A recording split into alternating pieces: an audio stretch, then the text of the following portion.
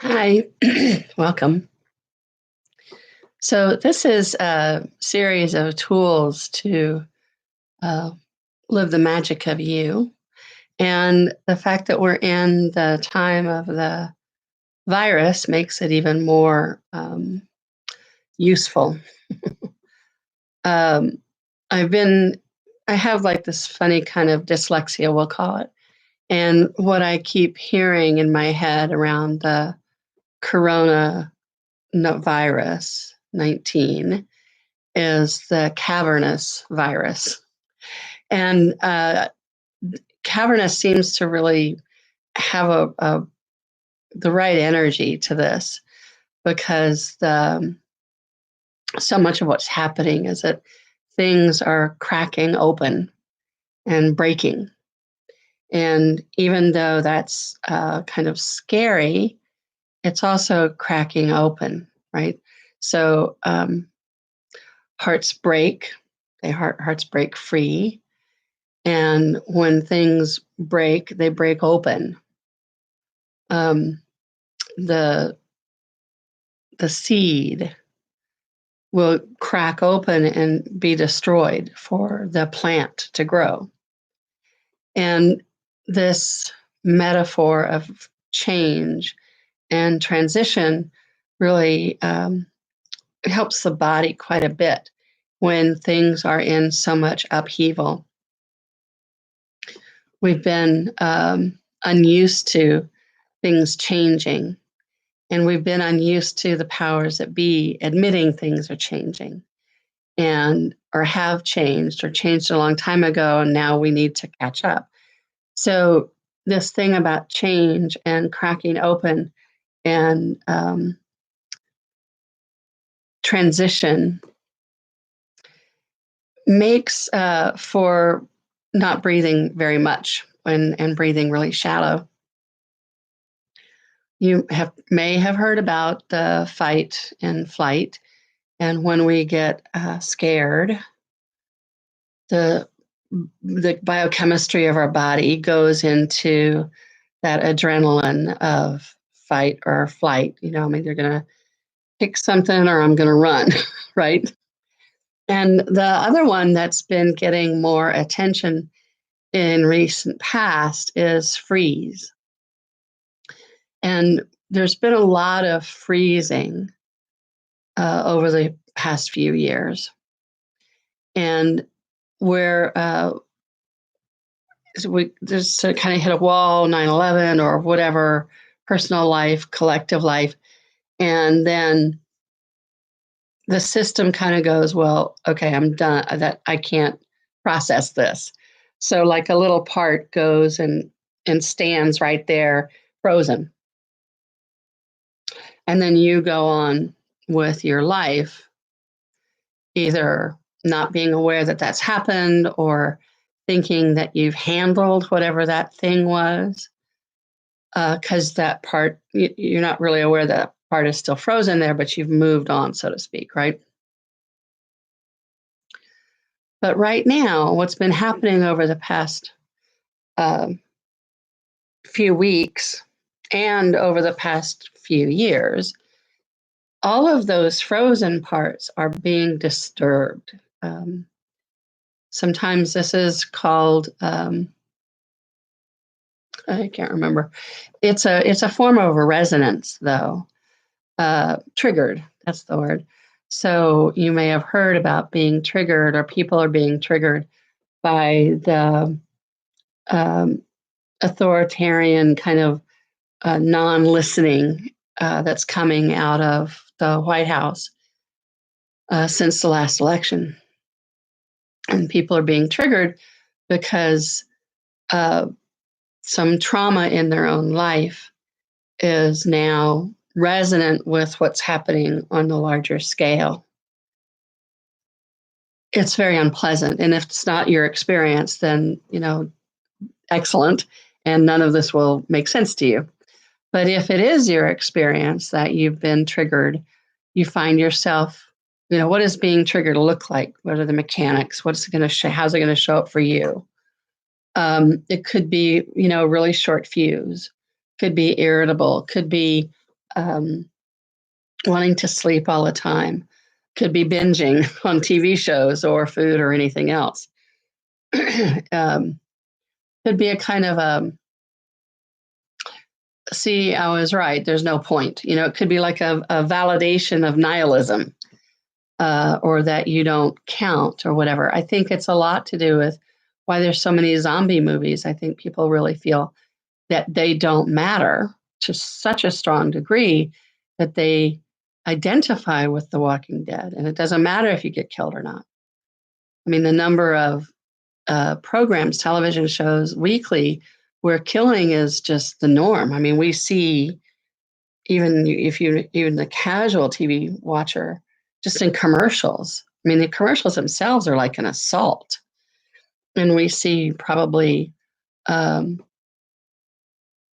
somewhere between 100 and 1,000 murders and killings a week now, and our bodies are not used to that. That's not normal unless you're in the military, and that's a kind of like training tool to desensitize, right?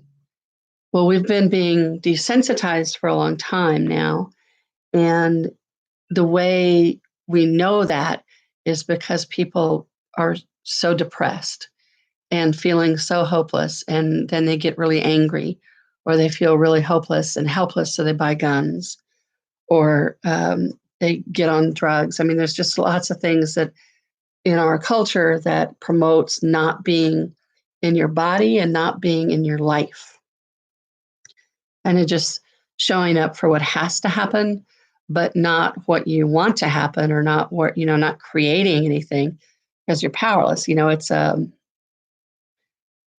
a like an Mobius strip of crazy making non-truths.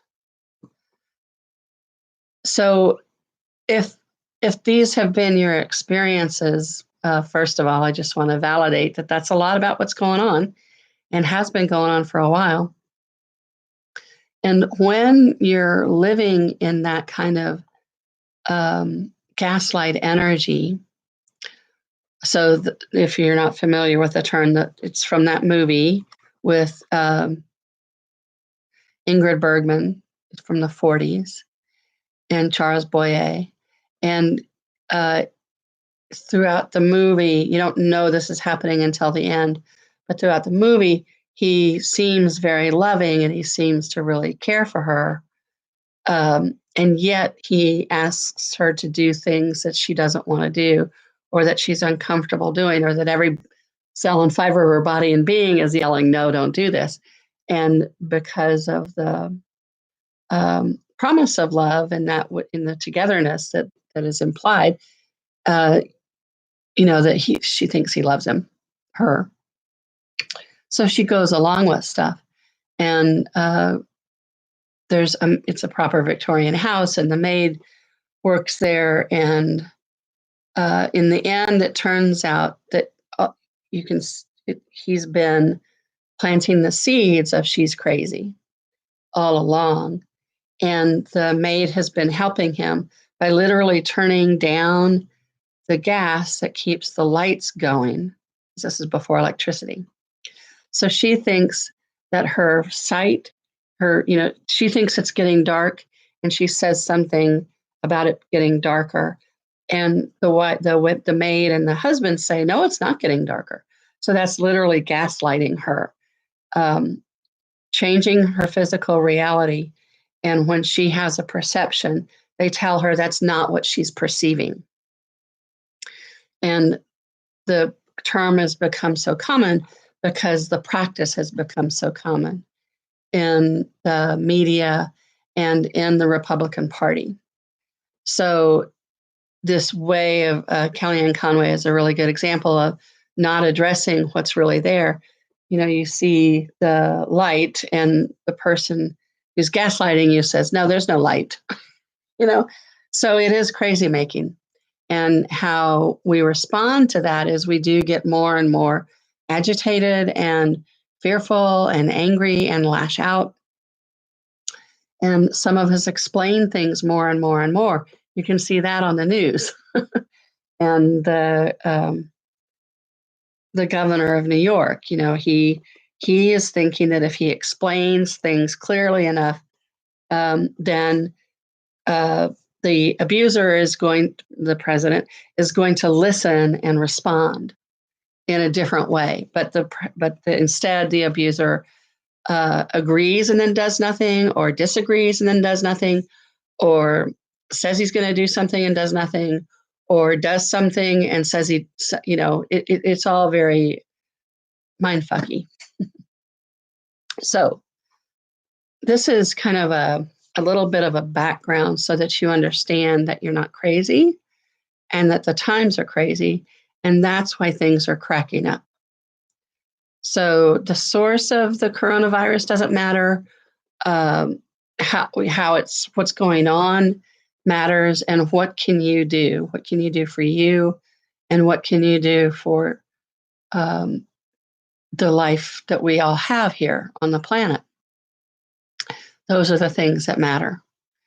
We're talking about breathing today because when we're frightened and when we're scared, or whether it's psychological, like the gaslighting, or physical, can I go out? Can I go to the grocery store? Do I need to buy groceries? What am I going to do about the toilet paper? Some very pragmatic survival things are up for us every day right now. And to be afraid to go outside, this whole thing about staying inside is appropriate. The less we're mixing with each other, and the less we're, these are appropriate precautions for where we are with the virus, with the pandemic. And it's very challenging to not take things personal, because so much of the way we're trained to operate is to take things personal. So being asked to stay in, sometimes the body rebels and says, no, you're not going to tell me what I can and can't do, or whatever like that. Which means that person is being triggered and they have authority issues because they don't want to be told what to do, even when it's for their own good and for the good of the community. So these things will make us breathe very shallow. And and frankly, modern life makes us breathe very shallow. So many people are so busy, and they have so many things to do, and so many errands, and so many expectations to meet. And there's so many projections about not being enough, and not being on time, and needing to be more and say more and do more, that the normal life that has broken has been one of shallow breathing.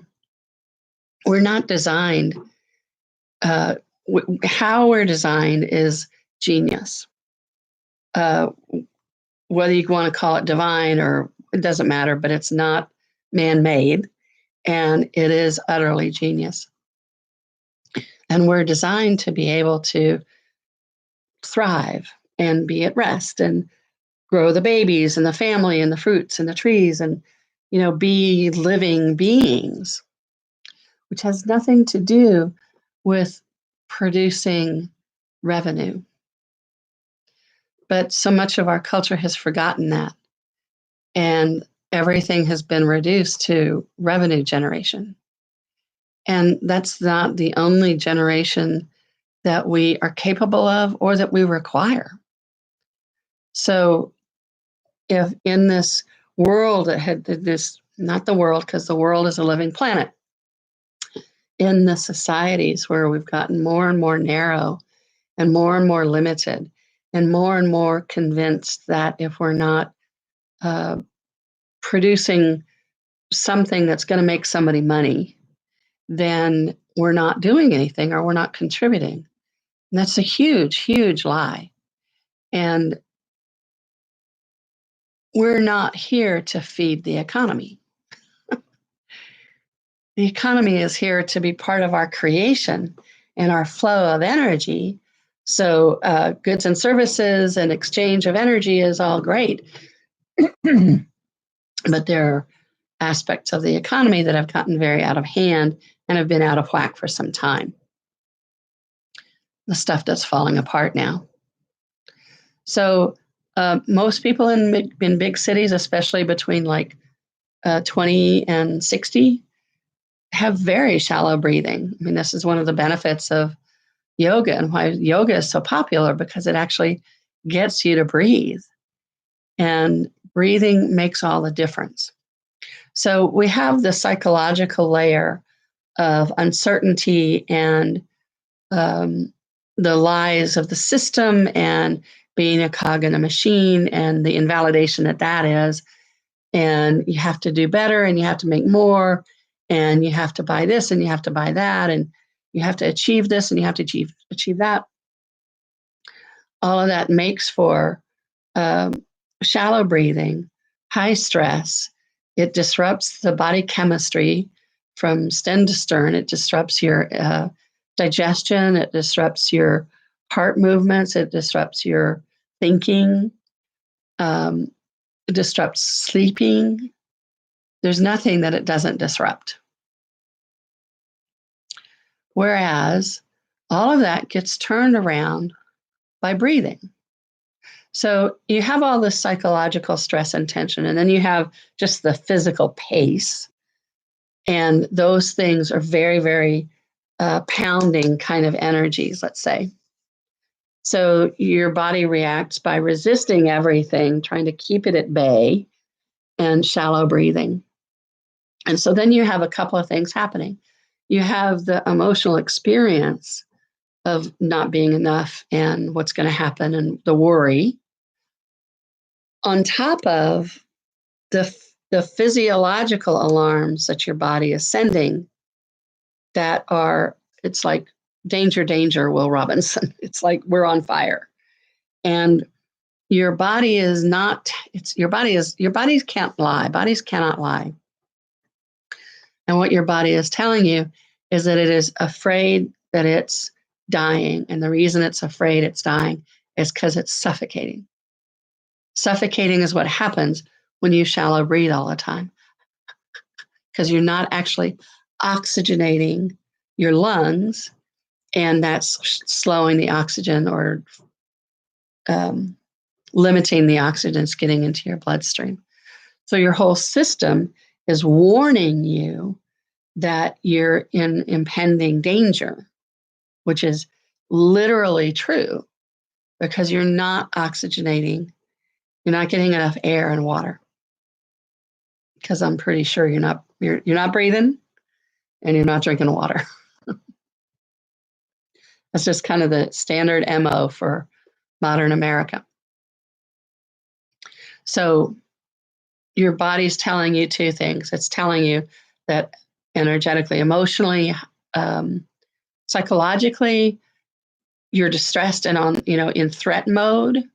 Did I get the bills paid? Did I did this? Did I did it? All the worry. So there's that level, and it's sitting on top of the biological imperative of, are we going to die? Okay. So now the more you start to just breathe, which we're going to practice in a minute, then the more the physical question gets answered. And the more you're breathing and you're oxygenating your whole system, and then occasionally sipping some water, then your body is getting what it needs to keep going. So it can stand down from the ledge of physical impending threat. Yeah. And once your body knows, and not from words, but from the experience of oxygen and water, that you're not about to die, then the emotional stuff can lose some of its threat energy and its edge, so that you can actually think clearly about what you need to think about, as opposed to just this, this impending doom everywhere and all this dread. So you want to be aware that your body can't lie, and that it has information that when you learn how to hear what it's telling you, you actually want to have. So the more you're breathing and the more you're getting that oxygen into your lungs and into your bloodstream, the more your body will naturally stand down and relax more. And it's like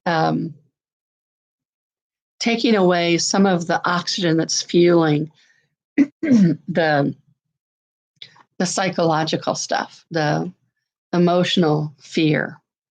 There's still that layer that's in a band kind of surrounding everything, media and interactions and how we talk to each other. But it takes the it takes the no, really, it's about to happen out of it, because now your body's not about to die. You're not about to suffocate. And once your body is not on the verge of suffocating, then you have oxygen to your brain. You can think better. And when that scary thought shows up, you can realize, oh, well, that's not going to happen. I mean, yeah, sure, it could happen, but it's not going to happen. So you can actually start to be on your side and come to your aid. Yeah, doesn't that sound better? All right, so now let's just practice some breathing. So I invite you just to close your eyes and just take a couple of nice deep breaths. And if you're sitting there in a chair, just kind of lean back against the back of the chair. Or if you're lying on the floor or on the bed, just close your eyes and turn within.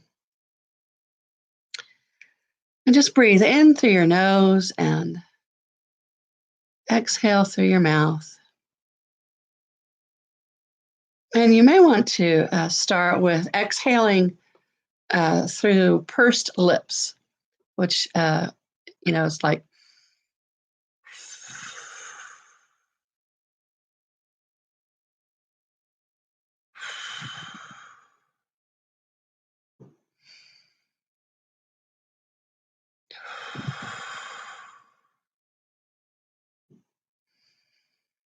breathe in through your nose, let's say to the count of 5. 1, 2, 3, 4, 5. And hold for 2. 1, 2. And just exhale through those pursed lips to the count of 7. 1, 2, 3, 4, 5, 6, 7. Can't really breathe and count out loud for you, so you can do your own counting. No, you breathe and I'll do the counting. So breathe in through your nose. 1, 2, 3, 4, 5, 6, 7. Hold. 1. Exhale. 1, 2, 3, 4, 5, 6, 7. Whew, yeah. Inhale through your nose and exhale. Good body. And actually say that to your body. Good body. Genuinely appreciate your body's breath and breathing. And continue to breathe in through your nose and out through your mouth. Your body may want to yawn or squiggle around or burp. Just continue to breathe in and exhale and allow your body, and just appreciate your body. And one of body's first languages is touch. So have your hands somewhere like on your legs and just kind of gently rub your legs like being with a friend, and truly appreciate your body.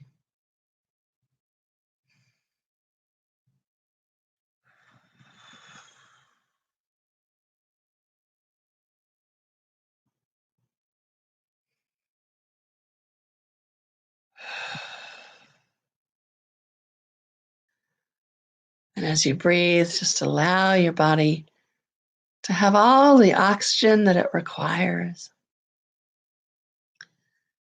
And as you exhale, just allow your body to release anything that's no longer for your greater good. And you don't need to micromanage your body. Just allow and exhale and inhale and exhale and inhale and exhale.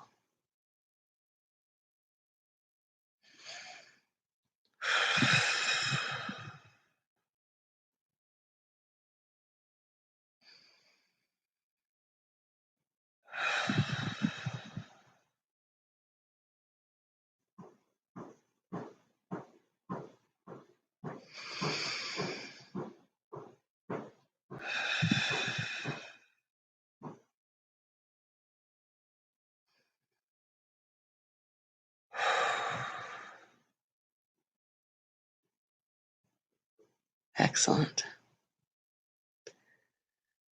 So now what do you notice? What do you notice in that chatterbox of a head? You notice it's like turning off 1,000 televisions, turning off 1,000 radio stations. Notice how your body feels when you've listened to it and given it the oxygen that it's been desperately asking for.